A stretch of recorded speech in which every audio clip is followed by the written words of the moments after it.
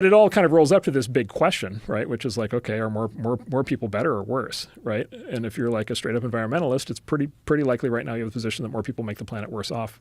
But until the point where more people develop technology that fixes and corrects all the detrimental effects of large populations. Yeah. And then, of course, I would argue, as an engineer, I would argue we already have that technology and we just refuse to use it. Like which technologies? Nuclear energy. Nuclear energy, I agree with you on that. That if we had better nuclear energy, we'd have far less particulates in the atmosphere. Yeah. Like I was watching this this video. It was really fascinating where they were talking about electric cars and they were giving this demonstration about, you know, if we can all get onto these electric vehicles, the emission standards would be so much better, the world would be better, the environment would be better. And then this person questioning him gets to, where's this electricity coming from that's powering this car? That's right. And the answer is mostly coal. Yeah, that's right. That's what this guy says. And then you're like, whoa. Yeah. Well, if that was nuclear. Yeah, that's right. If that was nuclear, then that would be eliminated. Yeah. You would have nuclear power, which is really the cleanest technology that we have available for mass distribution of electricity. Yeah, that's right. By far. Well, so funny history here. So Richard Nixon, who everybody hates, it turns out. I don't hate him. Okay, all right. Lot of people hate him. I'm just kidding. I think if he were around today, you probably would. I'd hate that motherfucker. You probably would. Guaranteed. Nixon turns out was a softie on a couple of topics. One was the environment. So Nixon created the Environmental Protection Agency, right? So this is a guy with like as good environmental kind of credentials as anybody in the last 70 years. He also proposed a project in 1972 called I'm blanking on the name of the project. What the fuck was it? I can't remember. But it was a project for to build 1,000 nuclear power plants in the U.S. by the year 2000. Oh, it's called Project Independence. Is to achieve energy independence.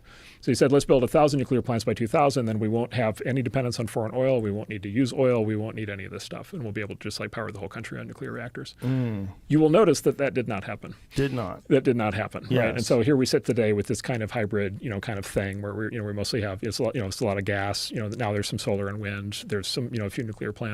And then Europe, kind of has a similar kind of mixed kind of thing. And then in the last 5 years, we've decided, both we and Europe have decided, well, let's just shut down the nuclear plants. Like, let's just shut down the remaining nuclear plants. Yeah. Let's try to get the goal to zero.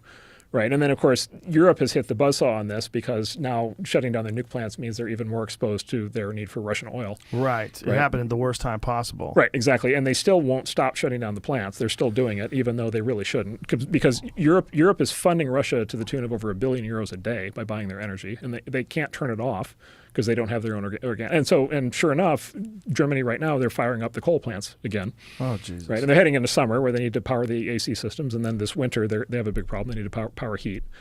And so, yeah, literally, like we're back to coal. So somehow we've done, after 50 years of the environmental movement, we've done a complete round trip and we've ended up back at coal. Is that because we didn't properly plan what was going to be necessary to implement this green strategy long term, and they didn't look at, okay, we are relying on Russian oil. What if Russia does this? Yeah. What if, what are our options? Do we go right to coal? Why don't we have nuclear power? At least have a plan.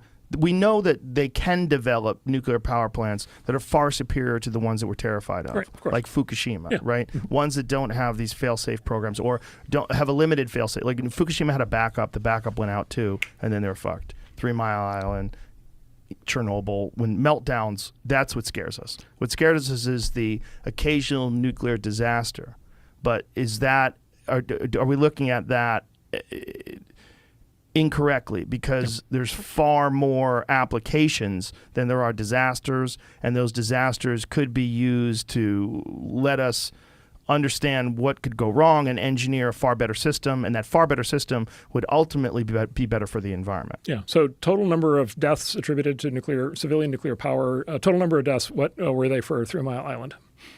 I don't think there was disaster. any. Zero, right? How many were there for Fukushima? It was a couple. No, it was either 0 or 1. Oh, it was one guy? There's one court case. How many people develop superpowers? Not nearly enough. We need to see, once again, we need to get to the X-Men before. Yeah, why is that never happening? You want to take a digression? There are superpower startups. Should we do nukes or superpowers? Which one first? These are both interesting. Oh well, let's just look at this. What Jamie just pulled up. Nobody died as a direct result of the Fukushima nuclear disaster. However, in 2018, one worker in charge of measuring radiation at the plant died of lung cancer caused by radiation exposure. And that just as trivia, that's actually disputed. There's actually litigation that's been a litigation case in Japan about whether or not that was actually whether he got lung cancer. Actually, because some people just get lung cancer. Yeah, right, and exactly. people who don't even smoke get lung cancer. And how can you tell where the lung cancer comes from? And so that's why I said it's either 0 or 1. Interesting. Now, the disaster-related deaths, actually, those were attributed deaths to the evacuation, and those were mostly old people under the stress of evacuation. And then again, you get into the question of like they were old people. If they were 85, were they going to die anyway? So back to your question. whatever. So look, nuclear power by far is the safest form of energy we've ever developed. Like overwhelmingly, the total number of civilian nuclear deaths in nuclear power has been very close to 0. There's been like a handful of construction deaths, like concrete falling on people. Other than that, like it's basically as safe as can be. We know how bad coal is. By the way, there's something even worse than coal, which is so-called biomass, which is basically people burning wood or plants in a stove in the house.